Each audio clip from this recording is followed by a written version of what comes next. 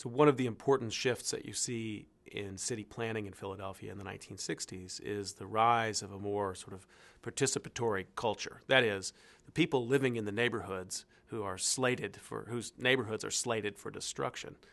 They don't just start showing up at meetings. I mean, they really start to get organized and demand that planning take place not to them, but with them. A good example of this would be the work of Wilson Goode in the 1960s. I mean, he's really gets involved in housing reform issues.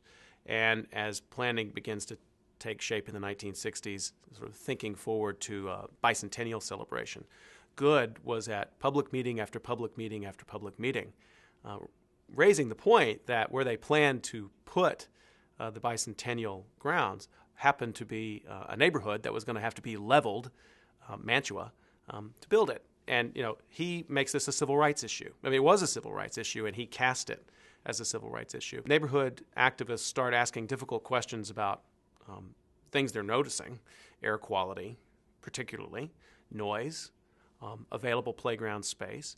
And some of these things had been, on the clipboard for the Planning Commission. I mean, Ed Bacon, for example, was sensitive to the notion of planning with children in mind. But again, that's sort of planning for a neighborhood rather than planning with a neighborhood. To what extent can the actual parents of a neighborhood come into a meeting or sit down with a planner and say, this is what we actually want?